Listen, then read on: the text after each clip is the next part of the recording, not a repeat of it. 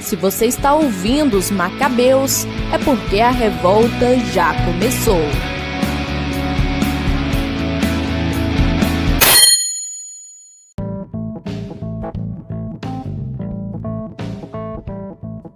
Meu nome é Gabriel Jorge e eu sou tão devoto de Nossa Senhora de Fátima quanto a Ana Maria Braga. Meu nome é Gabriela Cunha e Fátima é ótimo que estrague o fã-clube. Então a gente tá aqui mais uma vez para esse tema mariano, que a ideia principal nossa era trazer em maio, não deu, mas a gente quis trazer mesmo assim, porque é um tema muito interessante. E até eu acho que foi até providencial que tinha saído fora do mês de maio, fora dessa época, porque a gente não pega o hype da coisa, assim, nesse sentido de vamos fazer porque tá nesse mês, mas sim porque tipo, é uma devoção importante para a igreja, especialmente para a igreja no Brasil, e porque tem se falado muito em Fátima, né? Então, vamos para nossa leitura.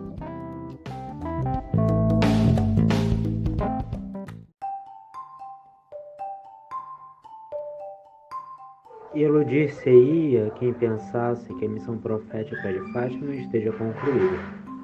Aqui, revive aquele desígnio de Deus que interpela a humanidade desde os seus primórdios. Onde está Abel, teu irmão? A voz do sangue de teu irmão clama da terra até mim. O homem pode despoletar um ciclo de morte e terror, mas não consegue interrompê-lo. Na Sagrada Escritura é frequente aparecer Deus à procura de justos para salvar a cidade humana. E o mesmo faz aqui, em Fátima, quando Nossa Senhora pergunta: quereis oferecer-vos a Deus para suportar todos os sofrimentos que Ele quiser enviar-vos? Em atos de reparação pelos pecados com que Ele mesmo é ofendido, de súplica pela conversão dos pecadores? Ou a família humana, pronta a sacrificar os seus laços mais sagrados no altar de mesquinhos egoísmos de nação, raça, ideologia, grupo, indivíduo, veio do céu a nossa bendita Mãe, oferecendo-se para transplantar no coração de tantos quantos se lhe entregam o amor de Deus que arde no seu. Então, eram somente 3, cujo exemplo de vida se irradiou e multiplicou sobre toda a superfície da terra. Possam os 7 anos dos centenários das aparições de Fátima apressar o anunciado triunfo do coração imaculado de Maria para a glória da Santíssima Trindade.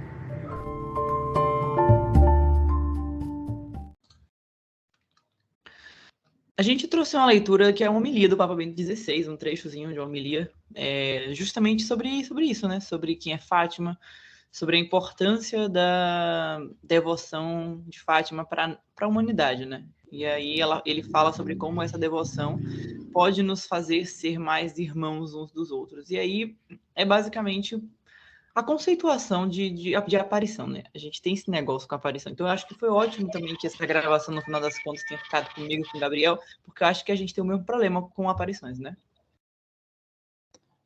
Nós temos o mesmo problema com aparições?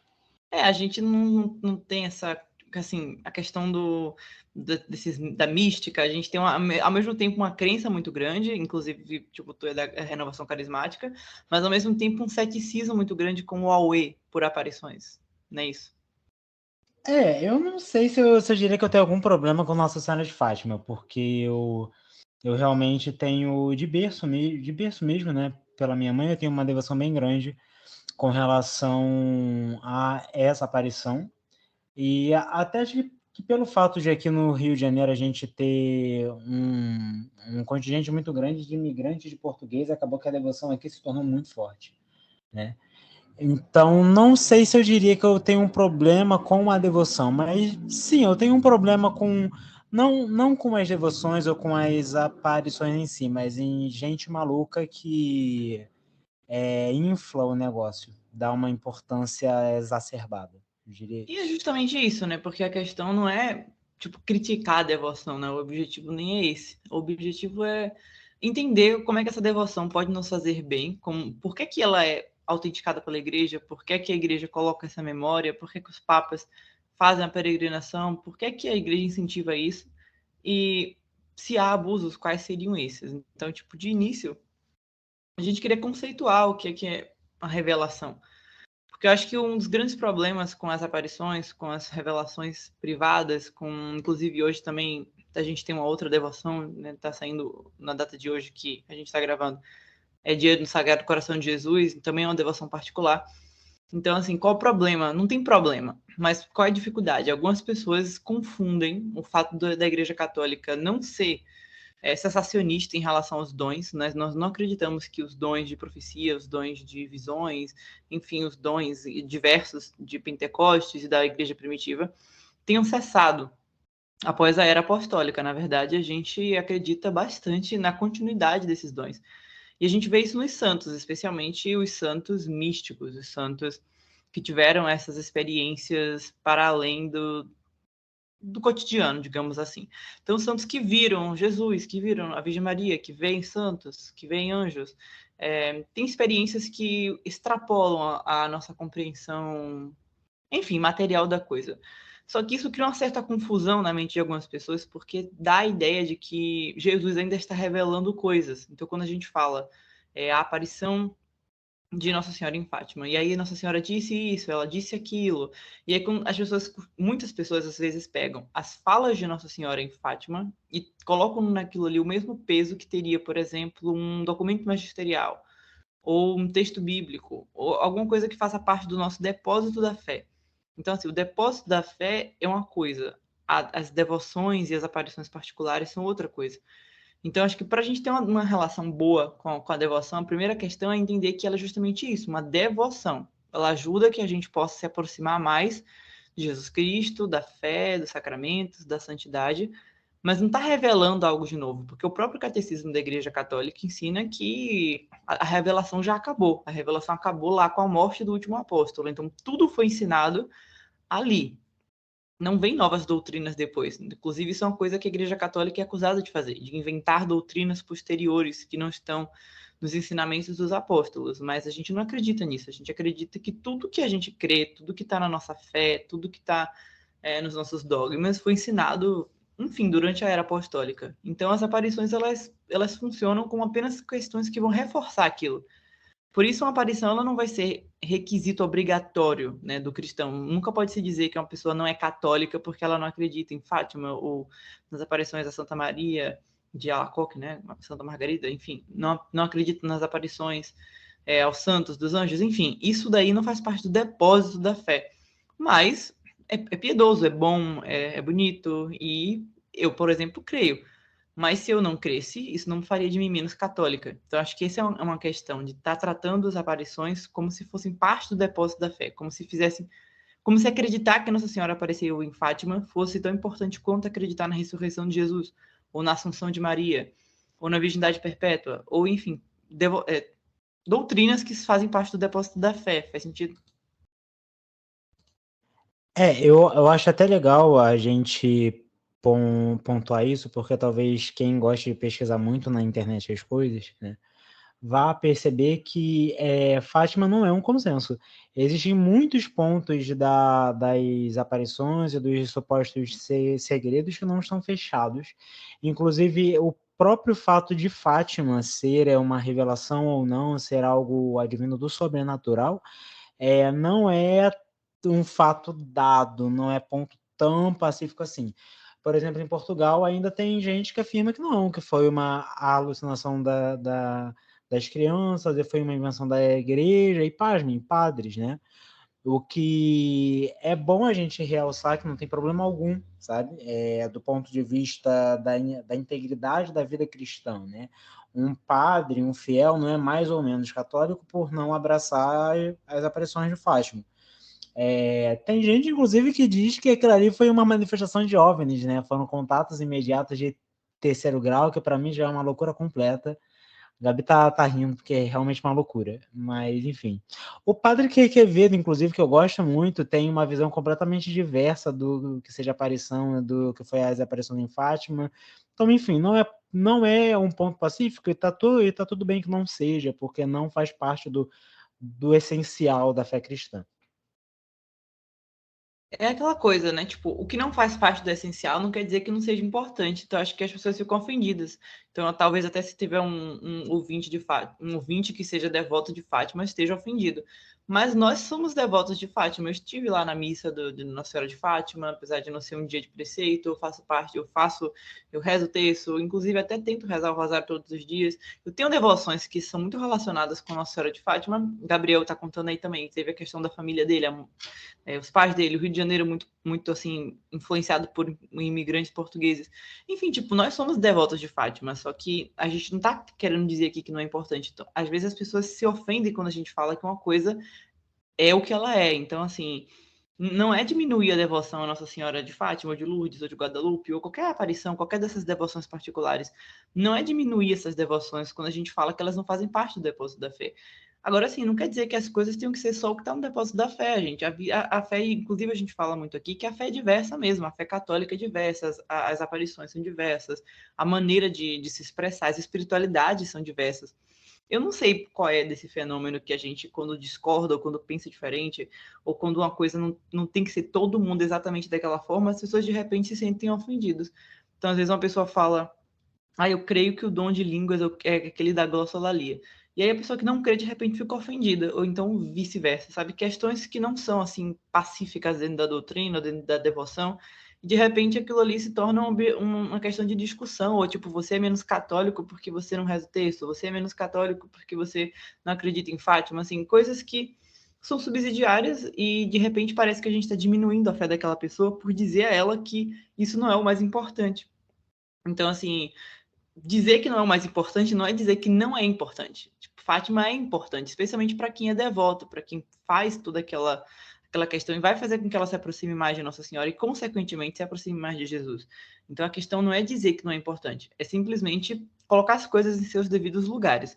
As aparições, não apenas Nossa Senhora de Fátima, mas as aparições diversas, seja de São José, de São Miguel Arcanjo, de Nossa Senhora, de Jesus Cristo, sejam as aparições mais recentes, que inclusive eu acho até mais confiáveis as mais recentes do que aqueles contos medievais todos, assim, aquela coisa geográfica. Eu nunca me interessei muito por a geografia, porque, não sei, parece uma coisa muito fantástica. E eu trago um pouco desse traço meio cético, eu sou uma pessoa um tanto cética, então eu não gosto, não é uma coisa que faz parte muito da minha espiritualidade, ler aquela coisa meio da legenda áurea e ficar uau, tipo, não gosto, não faz muito da minha espiritualidade. Isso não faz com que eu seja menos católica, então é só colocar as coisas em seus devidos lugares, né? Existe um senso de proporção. Então, as devoções, as aparições particulares, elas são importantes, mas elas não fazem parte do depósito da fé, então você não é obrigado a acreditar nelas. É basicamente isso. Exatamente. E aí foi como você falou, né? Não é porque não é essencial que não é importante. De fato, Fátima é muito importante, né? Ela vem num momento, as aparições de Fátima, elas vêm num momento muito conturbado na história de Portugal, na história do mundo, no geral, e tocam aspectos que são essenciais da fé, né? Tocam em aspectos essenciais do evangelho que as pessoas naquela época de materialismo, de ateísmo científico, político, elas estavam começando a esquecer, e a gente corre o risco de esquecer também, né? Então eu acho que a importância de Fátima é essa, sabe? Eu já estou falando meio à guisa de conclusão, mas enfim, eu acho que a importância de Fátima para o mundo moderno é esse, né? Recordar o essencial. E uma questão que é interessante é justamente essa que você falou, né? Que tipo, Fátima repete coisas que já são importantes para a nossa fé. Quanto mais uma devoção particular, quanto mais uma aparição, ela reitera pontos específicos da doutrina, mais importante ela é. Então, quanto mais fantasiosa, inclusive, são critérios que a igreja usa para pensar, será que essa aparição é verdadeira? Quanto mais fantasiosa, quanto mais nada a ver com o evangelho, com as escrituras, com a tradição, menos importante isso é. Então, às vezes a gente vê, entre muitas aspas, aparições, onde fica aí Santo Anjo, Nossa Senhora, meio mundo de gente do céu, toda a corte celeste, falando de um monte de besteira, de política, do que vai acontecer amanhã, de acidente aéreo, de não sei o que, coisas assim totalmente irrelevantes em relação à vida cristã. E por outro lado, a gente tem Fátima aqui. Quais são as mensagens? A mensagem de conversão, a mensagem da importância do governo trazer os princípios cristãos, uma mensagem de oração, enfim, tipo, uma mensagem verdadeiramente católica, que se você pegar aquela mensagem de Fátima e pregar sem dizer que ela veio de uma aparição, ela está totalmente coerente com as escrituras, com a tradição católica. Então, por isso, a gente pode confiar que ela é confiável. Fátima é uma cidade, né? Quando a gente fala em aparições, a gente tem esses títulos, Nossa Senhora de tal lugar. É o lugar onde a Nossa Senhora apareceu e de onde aquela devoção surgiu. Então, a história de Fátima, ela está relacionada com 3 crianças, 3 pastorinhos, no sentido literal mesmo, pastorzinhos de ovelhas crianças, 2 irmãos e um primo, que trabalhavam ali naquela região da cidade, um interiorzinho ali de Portugal. E a partir de um dia, eles viram uma mulher numa gruta. E essa mulher começa a se comunicar com eles. E a igreja crê que essa mulher é a Virgem Maria. E ela começa a passar mensagens para esses jovens. Você quer contar um pouco a história da Fátima para a gente? É legal a gente perceber que antes das aparições da mulher, que eles vão identificar como Nossa Senhora, em um ano antes eles começam a ter aparições de anjos, né? É muito legal. As pessoas elas esquecem um pouco disso, é claro, porque, né, a aparição de Nossa Senhora é a mais importante. Mas parece que eles foram meio que preparados por anjos, né, para receber aquela visão ou aquelas aparições que eles foram tendo ao longo do ano de 1917, né? Que basicamente falava da mesma coisa. Os anjos, eles, ao que parece, só foram 2 anjos, porque eles se identificam de 2 maneiras distintas, né? Um fala que é o anjo de Portugal e um outro fala que é o anjo da paz. Eles falam da importância da penitência. Eles entregam a comunhão para as crianças, e naquela época elas não tinham feito a primeira comunhão, então foi um fato extraordinário para elas, né, porque elas não tinham comungado até então. E fala da importância de penitência, fala da importância de oração e de reparar os pecados que são cometidos na Eucaristia, no caso as comunhões sacrílegas, né? E aí, num primeiro momento, as crianças não falam do anjo, né? Elas veem o anjo, as 3 crianças, elas veem o anjo, né? E elas comentam com as outras crianças, mas elas meio que zoam delas, porque elas não estão vendo nada. Então, elas deixam isso de lado e elas têm aquelas... Elas se comunicam com os anjos, né? Mas isso fica em segredo entre elas. Mas a partir de 1917 é diferente, né? Essa mulher aparece, ela fala que é do céu, e fala da oração do terço, que é necessário rezar o terço para obter o fim da guerra e a paz no mundo. Diz também que elas vão receber a visita no dia 13 de cada mês até outubro. E para que o mundo creia, no final ela vai pedir que Deus faça um milagre. Então, basicamente, esse é o começo das aparições de Fátima. E é muito interessante a escolha, né? Essa é uma característica também das aparições verdadeiras de Nossa Senhora, e eu acredito muito nelas, por conta da escolha pelos pequeninos, assim, não se escolhe pessoas de grande destaque social, pessoas de grande destaque teológico, mulheres, crianças, pessoas simples, analfabetas. Então, a gente vê aquela coisa que Jesus fala no Evangelho, né? Eu te louvo, ó Pai, porque escondestes as coisas dos sábios e revelastes aos pequeninos. E é muito bonito, porque a gente tem a fé das crianças, a maneira como aquelas criancinhas... E uma das coisas mais bonitas sobre a devoção a Fátima é a história desses 3 pastorinhos, a forma como a vida deles muda a partir daquilo ali, a devoção que eles colocam naquilo ali, o respeito à Nossa Senhora. Eles começam a lutar contra o mundo inteiro, basicamente, para conseguir continuar indo à gruta, continuar recebendo as mensagens dela, porque aquilo ali começa a se tornar uma questão até política. Então, enfim, agita a cidade. Há uma agitação, querem perseguir, eles chegam a passar uma noite na cadeia, um deles, eu não me recordo direito, tem tempo que eu li um pouco sobre a história de Fátima, mas o que eu acho interessante é justamente isso, assim, os pequeninos e também o tanto que eles colocaram de coração nessa propagação da mensagem, que é muito bonito. Então a gente vê também a pureza. Uma coisa que eu acho interessante sobre essas aparições, a veracidade dessas aparições, é porque a gente não tem uma pessoa versada em teologia, em doutrina, que começa a inventar que está ouvindo Nossa Senhora e, por coincidência, tudo que fala combina com o que o catolicismo ensina. A gente tem pessoas que, você vê, crianças não tinham feito nem a primeira comunhão, pessoas tipo simples, é semelhante também ao que acontece em Lourdes, né, quando a gente tem Santa Bernadette anunciando que a Virgem Maria era a Imaculada Conceição, quando esse dogma tinha acabado de ser proclamado e era um assunto que, enfim, era discussão entre os teólogos e não entre o povo. Então a gente vê a veracidade da mensagem. A mesma coisa com Fátima, a gente tem ali 3 criancinhas falando sobre escatologia, sobre oração, sobre mística, uma coisa assim, e tudo assim, correto, sabe? Sem desvios, sem erros, sem invenções, sem maluquices. A gente consegue ver a veracidade disso, que realmente eram crianças que não tinham habilidade para tratar desses assuntos, não tinham capacidade de inventar essa história, mais ou menos isso. E outra coisa muito legal quando você vê a história das crianças, né, é a fortaleza delas, né, é o dom do Espírito Santo mesmo para além de qualquer capacidade que uma criança ela teria de sustentar uma coisa. Você vê que realmente elas se colocam contra o mundo inteiro, o governo de Portugal se coloca contra as crianças, né? E você percebe que o relato delas é, primeiro, extremamente coerente entre si, né? Eles falam basicamente a mesma coisa e elas não vacilam em momento nenhum, até quando elas são ameaçadas de morte na cadeia, né?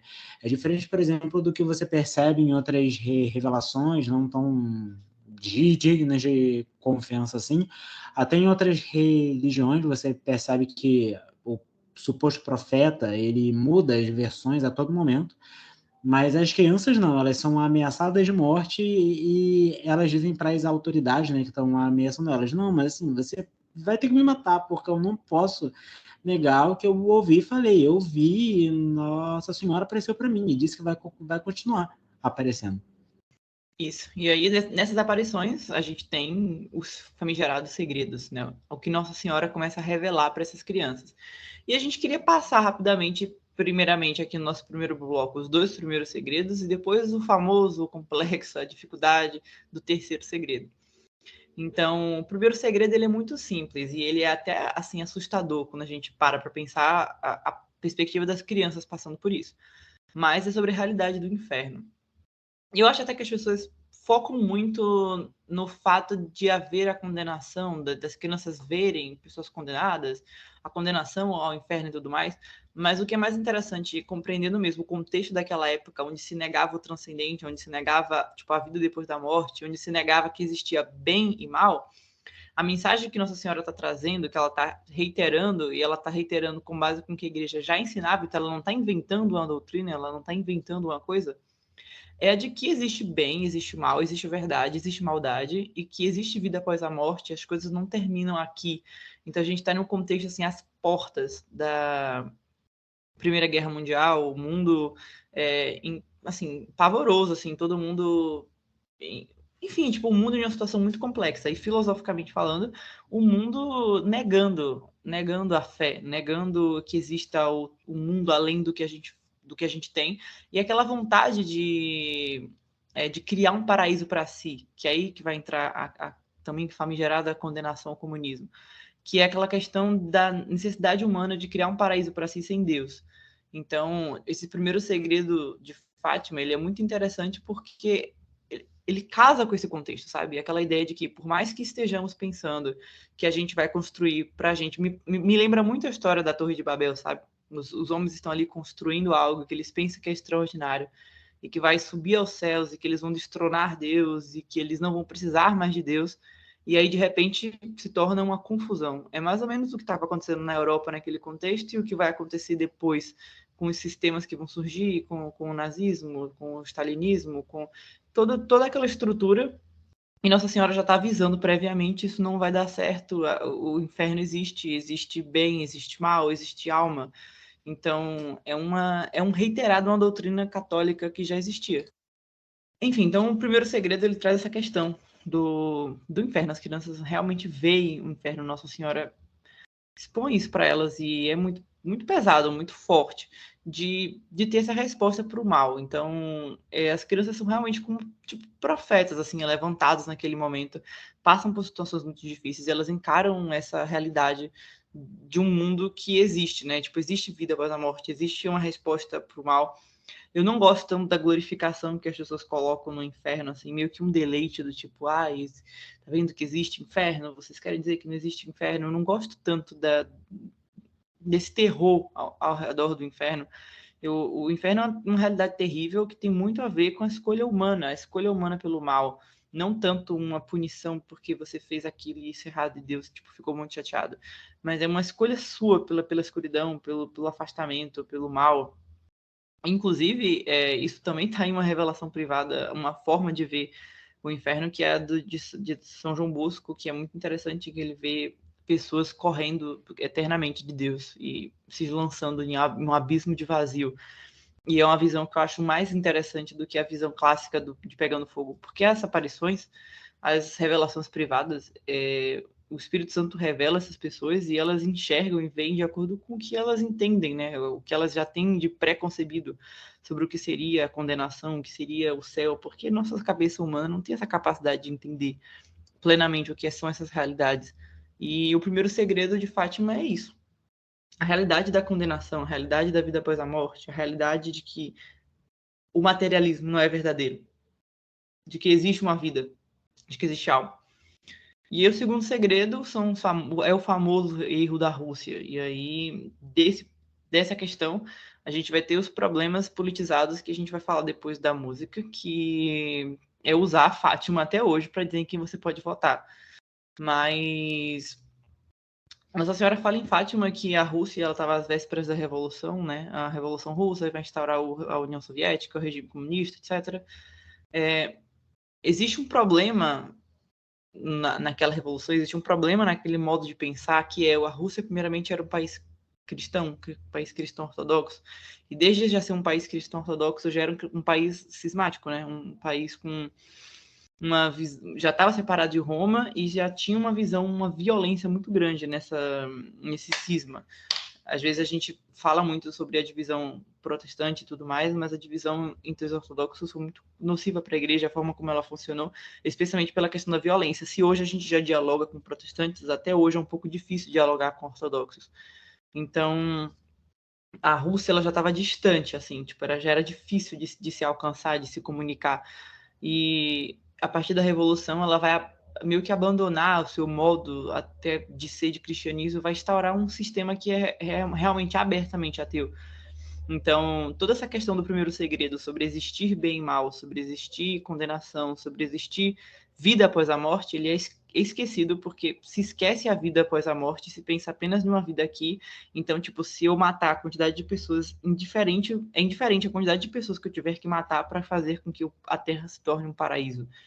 Então, esse é o grande problema que a igreja enxerga na visão de revolução comunista. Ela enxerga o problema de você trocar, dizer que os fins justificam os meios. Então, você pode agir com violência, você pode matar, você pode invadir, você pode roubar, enfim, você pode cometer erros e pecados com a justificativa de que você vai chegar em algo bom. Mas a igreja sempre vai falar sobre o ato ser intrinsecamente mal ou ser intrinsecamente bom.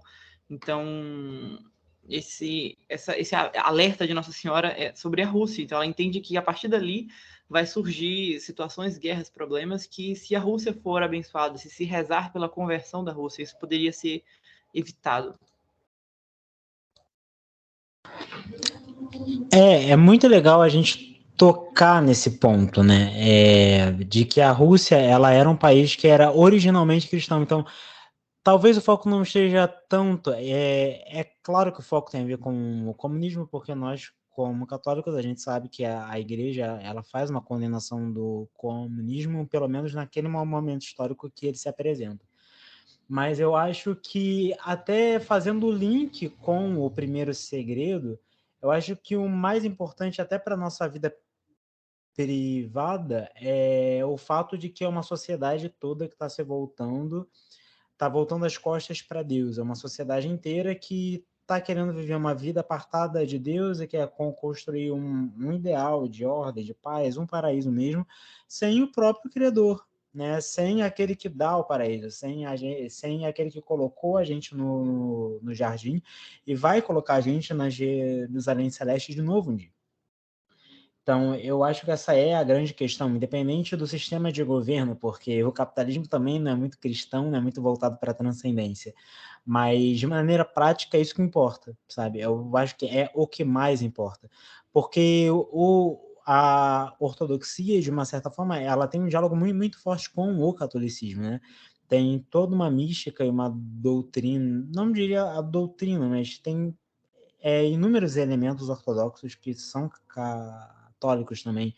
Então, é até interessante você olhar que Nossa Senhora está olhando com carinho para uma nação que, de uma certa forma, partilha demais com o catolicismo.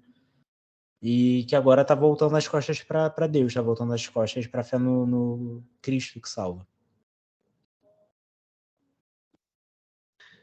Então, para isso, vamos para o nosso intervalo, para a gente poder falar um pouquinho sobre a politização de Fátima.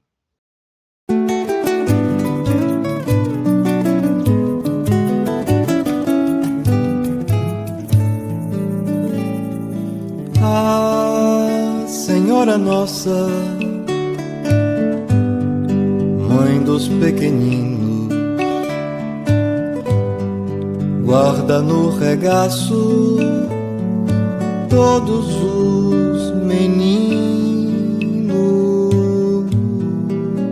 daqui e de lá que seguem pelo mundo como passarinhos sem ninho, sem lar.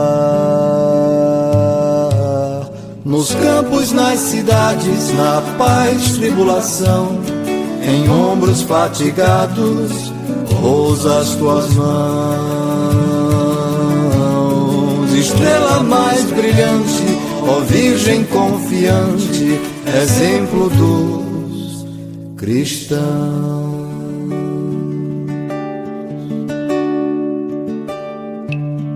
Ah, Senhora Nossa, Mãe de toda a gente, cada vez presente quando a dor se faz, agora nos dá a paz de Deus nascente como um rio surgindo, fluindo pro mar. Toma em tuas mãos, ó Mãe amorosa, tantos corações no entardecer que vivem de lembranças e são como as crianças que todos vamos ser.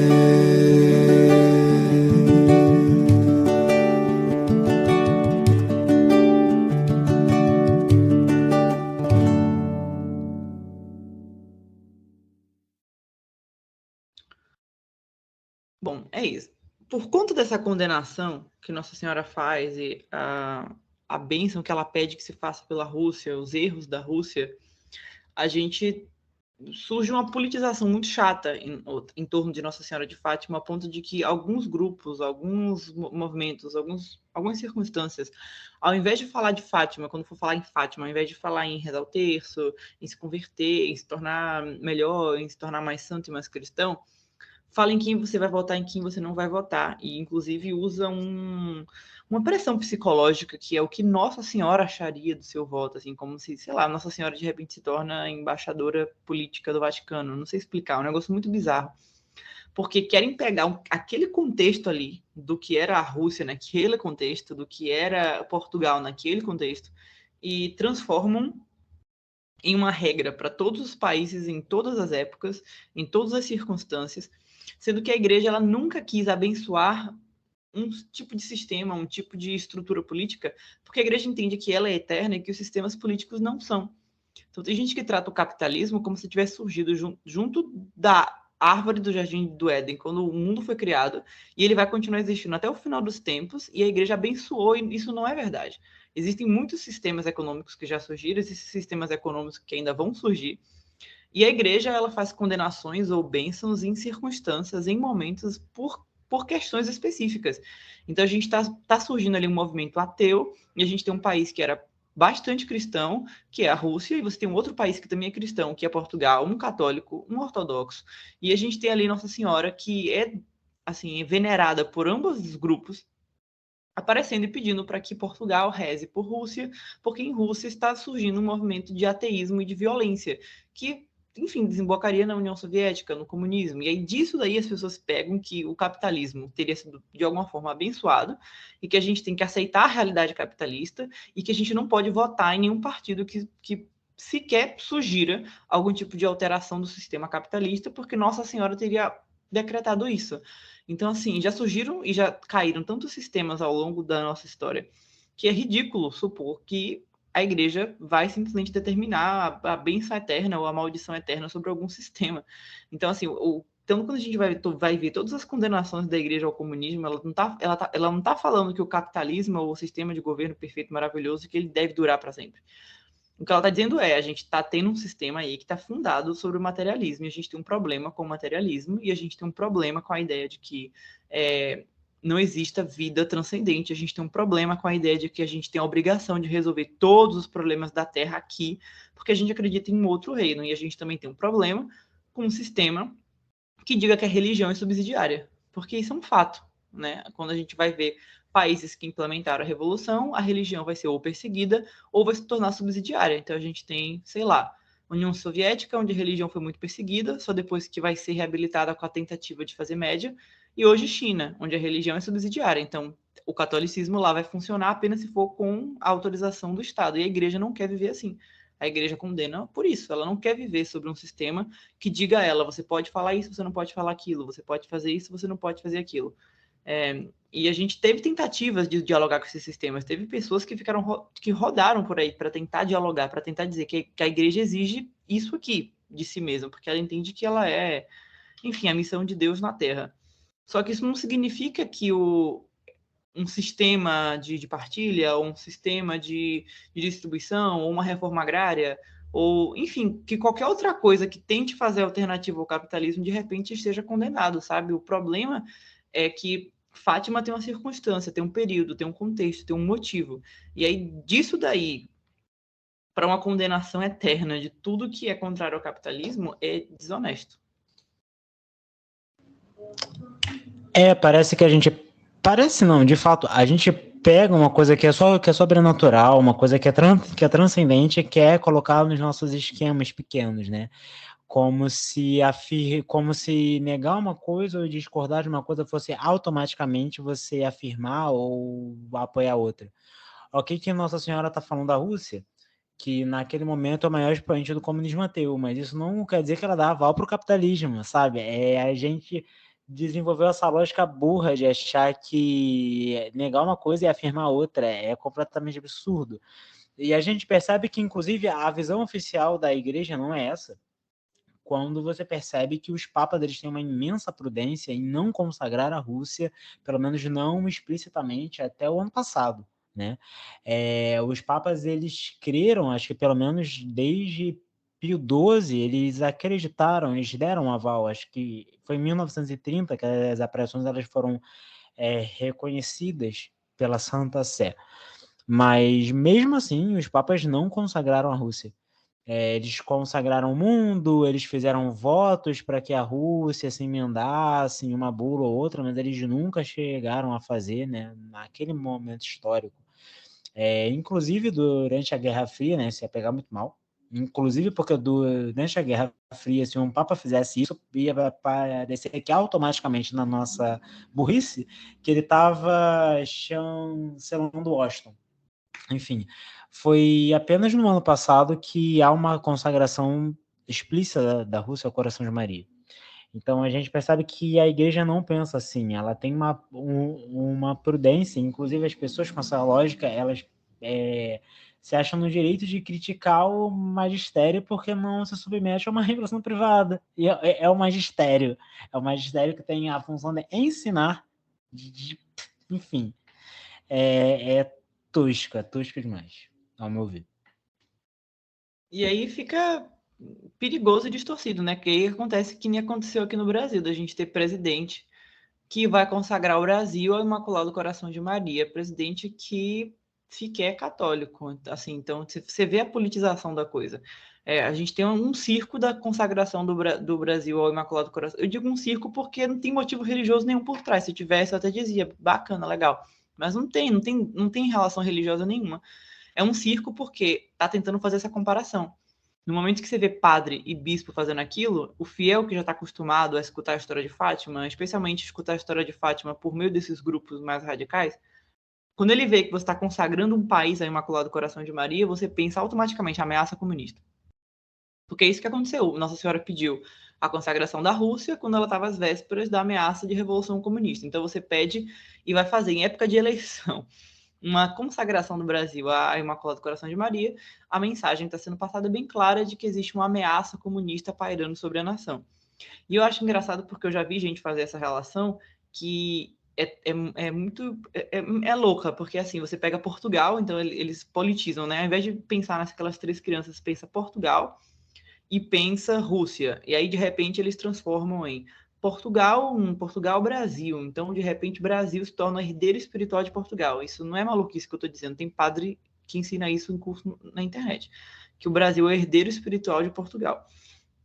E sendo assim, o Brasil tem essa responsabilidade de fazer frente contra o que seria, sei lá, os herdeiros espirituais da Rússia, que aí você vai vir essa coisa aí de marxismo cultural, não sei o quê.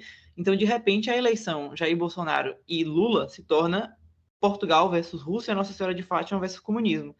Realmente fazem esse malabarismo mental e chegam nessa conclusão. Então, Nossa Senhora de Fátima foi muito, muito, muito usada no período eleitoral como manipulação no sentido de que Nossa Senhora estivesse ensinando ao Brasil que ele não deveria votar em nenhum partido que fosse de esquerda.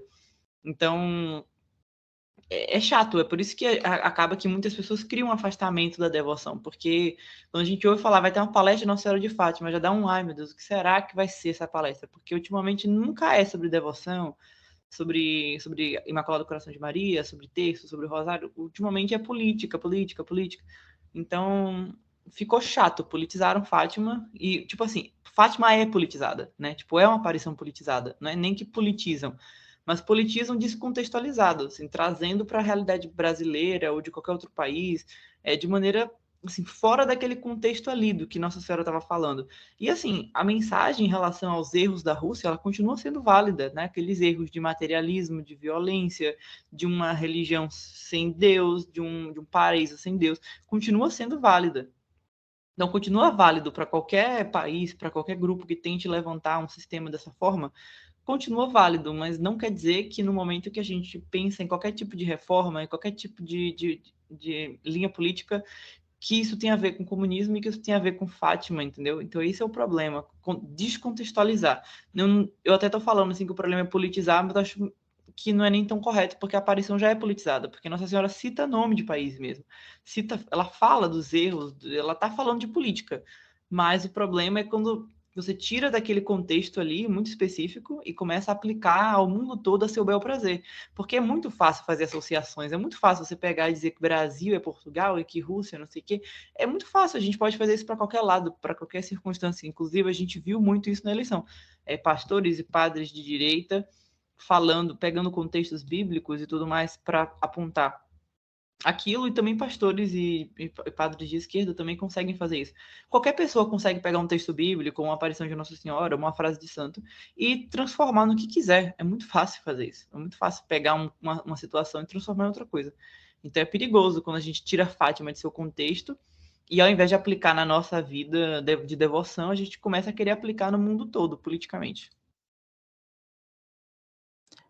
Até porque a religião, ela sempre, na verdade, a política, ela sempre tentou aproveitar a religião de alguma forma, né, para se promover. Os políticos, eles sempre tentaram, porque acaba que a religião, ela toca num espaço que é muito profundo e extremamente afetuoso do ser humano, né? E quando você é político, se você não tem um programa de governo muito bom, ou se você não está conseguindo atingir um certo grupo, você vai apelar para aquilo que aquilo que ativa as emoções desse grupo, que no caso pode ser a religião ou a arte, que seja. Mas o que você percebe, né, também é que esses mesmos cristãos que falam que o cristianismo não pode ser politizado, você não pode falar de política em púlpito ou no ambão, você não pode fazer uma homilia um pouco mais politizada, que fale de política pública, voltada para o pobre e tal. São os mesmos cristãos que fizeram que, para mim, na minha opinião de leigo, foi uma manifestação do anticristo. Né? Foram candidatos que entraram num templo que é dedicado a Nossa Senhora, no dia dela, no dia da padroeira, e no meio de uma missa, interromperam uma missa de um bispo que eles não gostavam, para gritar o nome do seu candidato e entoar o nome do seu candidato. Para mim, isso foi a abominação da desolação descrita no livro de Daniel, sabe? E é totalmente, porque o contexto em que tanto Daniel como São João falam de abominação da desolação é justamente aquele contexto de substituição da figura do imperador pela figura de Deus. Inclusive, é interessante que os evangelhos eles fazem um paralelo ali, o Apocalipse faz um paralelo com o evangelho, porque os judeus, quando tá ali naquela condenação, os líderes falam, nós não temos outro rei senão César. E essa é a marca da besta. Você tá na frente de Deus e você fala, não quero Deus, eu quero César. Então, é basicamente a mesma coisa. Você entrar na igreja, você diz que não quer o bispo, que você quer ter o candidato. Então, é literalmente a abominação da desolação. É um negócio bizarro, e você vê que é uma hipocrisia, ou não sei se é nenhuma hipocrisia, mas as pessoas estão tão habitoladas que logo depois elas foram rezar um terço voltado para Nossa Senhora de Fátima, né? Que pregou exatamente contra isso, contra o messianismo político, contra o desejo de estabelecer um paraíso na Terra.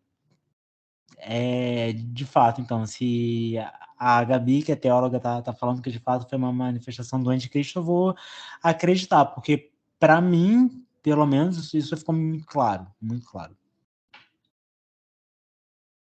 E aí é interessante, porque a gente sempre pode puxar nesse sentido, né? Eu gosto de contextualizar as coisas quando a gente entende que, tipo assim, não é que Nossa Senhora estivesse falando isso no nosso contexto, mas aquilo que ela disse aplica ao nosso contexto, às vezes, de muitas formas. E o messianismo político, ele é problemático, seja ele de esquerda, seja ele de direita, seja ele de centro, seja ele religioso, seja ele ateu.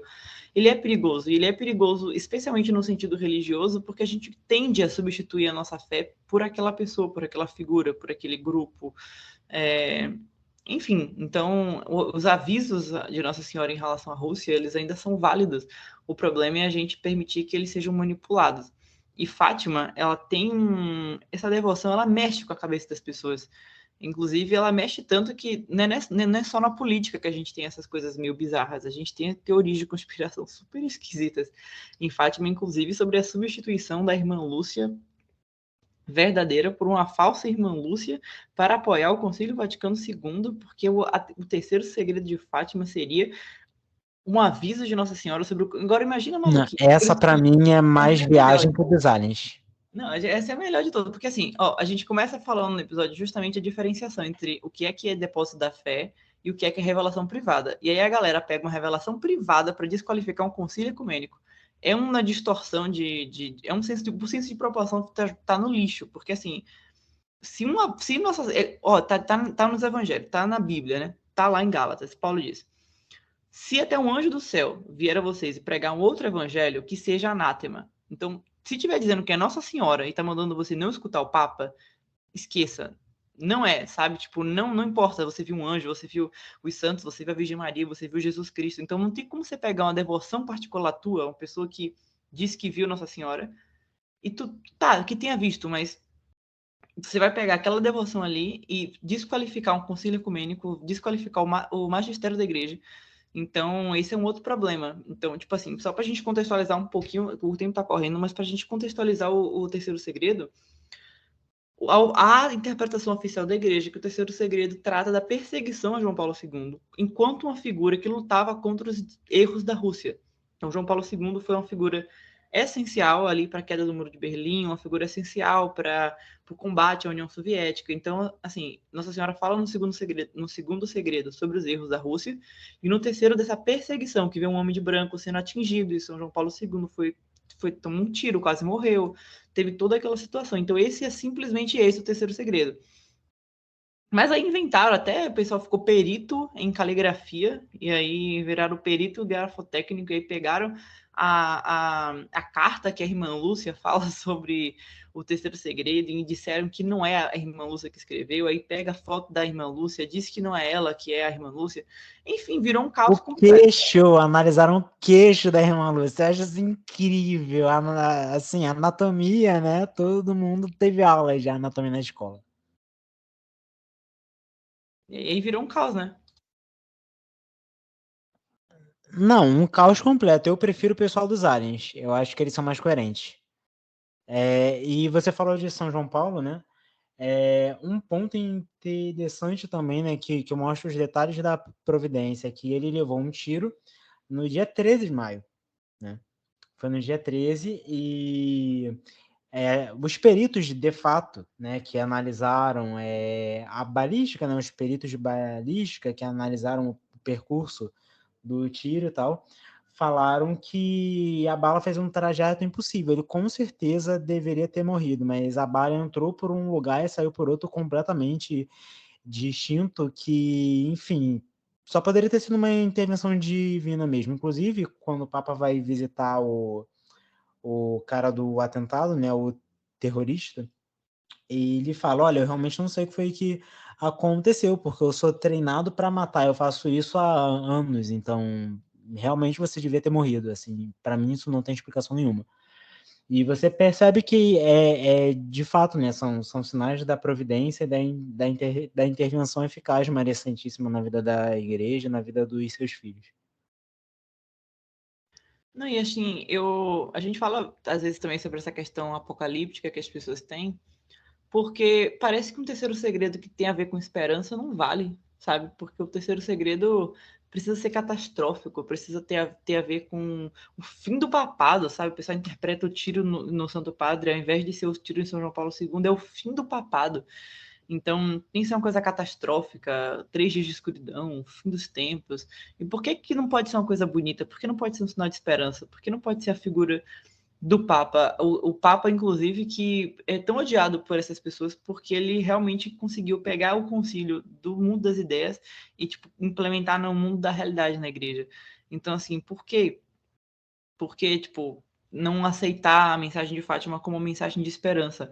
Deixar de ser uma devoção de manipulação, de questão política, de raiva e de problemas, assim, escatológicos, de que o mundo vai acabar e que Nossa Senhora quer isso e aquilo. Deixar de ter tanto medo, sabe? Nossa Senhora deixa de ser aquela mãe de ternura, de amor, de devoção e se torna um arauto da desgraça, sabe? Aparece para dizer que vai acontecer isso e aquilo. E aí, de repente, baseados em uma devoção fictícia a Fátima, começam a surgir um monte de devoções malucas e não aprovadas pela igreja que seguem o mesmo curso. E é interessante porque elas destoam das aparições verdadeiras, porque Nossa Senhora aparece para trazer mensagens de esperança e de conversão. Envolve a questão da penitência enquanto conversão. Então, é muito bonito as aparições verdadeiras, assim, elas são muito bonitas, porque elas sempre apontam para Jesus Cristo, elas sempre apontam para a igreja, sempre apontam para conversão, para mudança de vida. Então, essa é a beleza de Fátima, sabe? Essa é a beleza de Fátima, e não o que vai acontecer no final dos tempos, e as crises, e crises, e crises da igreja. E por isso que quanto mais eu vejo uma aparição, pessoa dizendo que viu Nossa Senhora, que parece com essa questão catastrófica, menos chance, menos eu fico inclinada a acreditar nessas aparições. E quanto mais é uma mensagem coerente com o evangelho, coerente com a igreja, coerente com a esperança cristã, mais eu fico inclinada a acreditar naquela aparição. Inclusive porque não faz sentido nenhum, né? Você crer que a Mãe Santíssima, ela desce para deixar a gente desesperado e desiludido, né? Falando de escuridão, de morte, trevas. E a gente olhando muito para essa questão macro política, a gente esquece do que realmente concerne a gente enquanto católico, né? Na vivência da mensagem de Fátima, que é basicamente a oração do terço e a penitência. É isso que ela pediu a gente, sabe? É a comunhão frequente. Foi como ela falou em todos os momentos. Nós precisamos rezar o terço para alcançar o fim da guerra e a paz no mundo. E hoje, em 2023, a gente está passando por vários contextos de guerra no mundo todo, não é só a Ucrânia.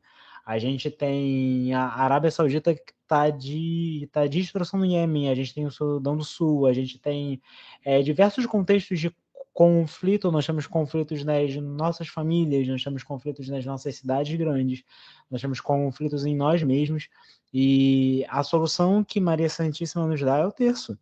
É a recitação do terço, é a contemplação do príncipe da paz, né? Eu gosto muito dessa frase de João Paulo II, que ele fala que o terço é a oração favorita dele, e ele fala que o terço é um caminho de paz exatamente porque ele nos leva à contemplação do príncipe da paz. Então, o segredo para isso é exatamente mortificar a nossa carne, mortificar os nossos anseios de desejar o nosso prazer, o poder, o ter, e se submeter à vontade de Deus. Falando de novo, né, de Bento XVI, que a gente citou no início do programa, a vitória do coração imaculado de Maria, na verdade, é a vitória de Deus, é a vitória da vontade de Deus nos nossos corações. Porque o coração imaculado de Maria sempre deu espaço para o cumprimento da vontade de Deus. Então, essa é a verdadeira vitória nas nossas vidas. Não são coisas geopolíticas, né? Esse é o essencial na vida do fiel, a vitória da vontade de Deus.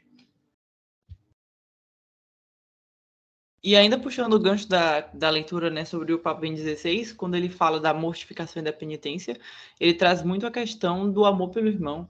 Então, é a questão de você se sacrificar por outro.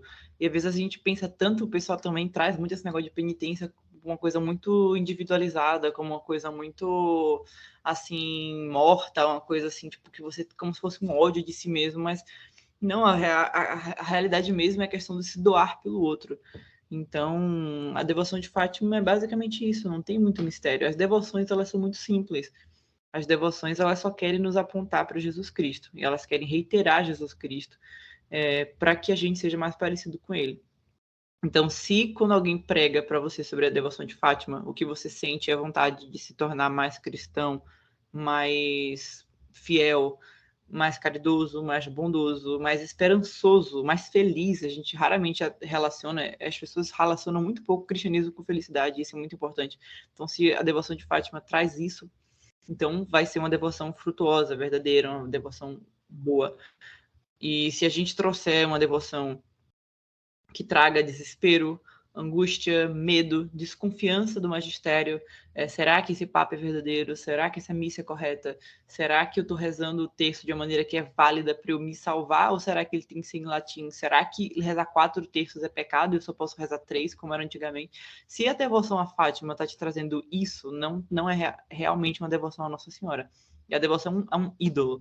E eu não estou falando como uma linguagem crente, tipo, que Nossa Senhora é um ídolo. Não, é porque qualquer coisa pode se tornar um ídolo pra gente. Seja um santo, seja o que a gente acha que é Jesus, seja o dinheiro, seja a política. Então, tipo, Nossa Senhora de Fátima pode se tornar um ídolo, que não é a Virgem Maria, se tornar isso daí, um desespero, uma angústia, e colocando a Virgem Maria acima das palavras de Jesus, que é eis que eu estarei convosco todos os dias até a consumação dos séculos. Tu és Pedro, sobre esta pedra erguerei a minha igreja. Então, se essa devoção, suposta devoção, está te trazendo falta de fé na própria igreja, então ela não é uma devoção de verdade, é uma idolatria.